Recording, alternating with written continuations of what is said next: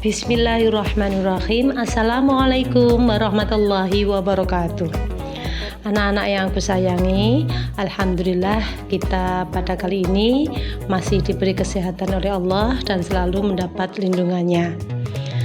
Oke anak-anak, pada hari ini kita bisa bertemu lagi, yaitu tentang mempelajari tentang akidah akhlak, pelajaran 11 yang berjudul akhlak tercela. Nah, akhlak tercela 2 ini yaitu menghindari sifat malas ya. Nah, sekarang anak-anak kita mempelajari dulu pada awalnya, yaitu akhlak tercela adalah akhlak yang tidak baik atau akhlak yang tidak boleh ditiru oleh anak-anak. Akhlak yang tidak baik atau akhlak tercela itu disebut dengan akhlak mazmumah ya. Akhlak mazmumah. Kalau anak-anak yang akhlak yang baik disebut dengan apa? Akhlak yang bagaimana? Yaitu akhlak mahmudah. Alhamdulillah anak-anak masih ingat. Nah, di sini nanti yang kita pelajari tentang akhlak yang tercela ya. Jadi di sini ada contoh akhlak tercela pada pelajaran ini, yaitu sifat pemalas atau malas. Orang yang pemalas oleh Allah Subhanahu wa taala disebut sebagai orang yang menjatuhkan dirinya dalam kebinasaan. Jadi orang yang pemalas itu menjatuhkan dirinya ke dalam hal-hal yang tidak baik ya. Orang yang malas itu artinya tidak mau belajar, tidak mau bekerja, tidak mau berkarya dan berusaha. Orang yang malas hidupnya tidak berguna, bahkan dia menjadi beban orang lain ya. Pemalas itu tidak berguna untuk dirinya sendiri, apalagi berguna untuk orang lain, sebenarnya tidak mungkin. Kemudian sifat pemalas ya, malas termasuk adalah sifat tercela. Arti dari sifat malas adalah tidak ada kemauan untuk melakukan sesuatu. Orang yang malas disebut dengan pemalas. Jadi kalau orang yang malas itu disebut dengan pemalas. Nah, contohnya yang bagaimana contohnya? Anak yang malas belajar menjadi bodoh dan akhirnya apa? Tidak naik kelas. Orang yang malas bekerja dan berusaha, akhirnya hidupnya akan susah dan pada endingnya akan jatuh miskin. Orang yang malas beribadah, dosanya akan bertambah dan akhirnya masuk ke dalam neraka. Di sini nanti masih banyak lagi ya, contoh-contoh sifat pemalas ya. Nanti bisa dicari anak-anak. Kemudian selanjutnya, orang yang pemalas tidak mempunyai cita-cita yang tinggi. Yang penting dia itu hanya kesenangannya saja, contohnya bermain HP terus, kemudian dia game-gamean dan sebagainya.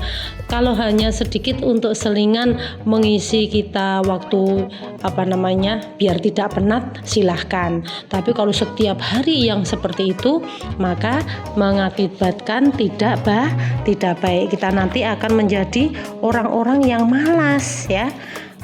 Karena orang-orang yang malas itu tidak ada yang senang anak-anak ya.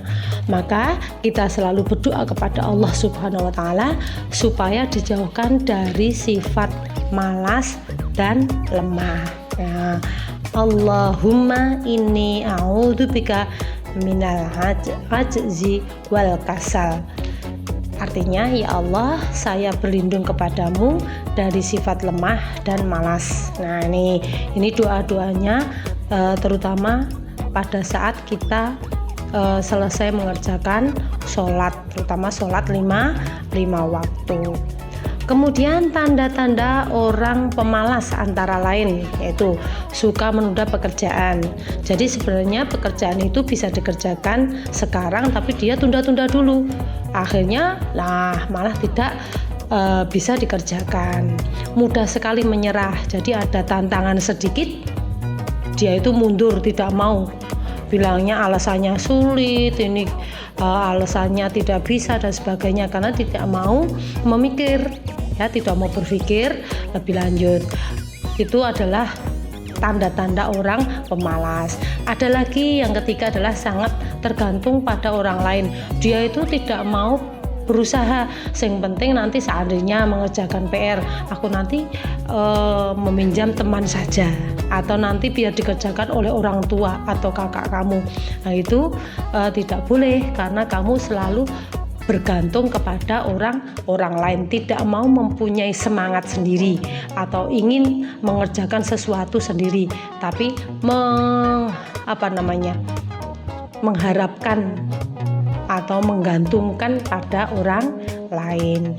Nah, kemudian selanjutnya adalah cara menghindari sifat malas adalah kita harus rajin belajar, berdoa dan beribadah. Kalau kamu belajar terus tanpa berdoa dan beribadah, seakan-akan seperti orang yang pincang ya, masih ada kekurangan. Terus yang kedua yaitu memulai sesuatu yang baik dengan membaca basmalah. Jadi seperti kamu mau belajar ya, mau membantu ibu atau membaca Quran ya, itu juga dengan membaca basmalah. Dan diakhiri sesuatu yang baik itu dengan bacaan hamdalah. Yang ketiga adalah berusaha dengan sungguh-sungguh, jangan putus asa, karena orang putus asa itu Allah tidak menyukainya ya. Dia itu hanya adanya pasrah dan pasrah, tapi tidak mau berusaha. Oke anak-anakku, mari kita lanjutkan, yaitu ada sebuah hadis yang mengatakan bahwa usaha dan ibadah harus dilakukan dengan sungguh-sungguh. Nanti dicari pada buku pelajaran akidah akhlak ya, pelajaran 11. Selanjutnya, maka jangan lupa kita harus rajin bekerja, belajar, dan kita juga harus rajin beribadah. Contoh rajin beribadah seperti membaca Al-Quran dan sholat 5 waktu, puasa pada waktu bulan Ramadan dan sebagainya. Jika kita ingin sukses, kita tidak boleh malas. Jika ingin berhasil, kita harus rajin bekerja dan berusaha. Dan jika ingin mendapatkan nilai yang bagus dan pandai, maka kamu harus rajin belajar. Kemudian akibat buruk dari sifat malas ya. Ada beberapa yang mengakibatkan sifat buruk tadi, orang yang tidak suka. Yang pertama, mereka tidak akan disukai oleh Allah.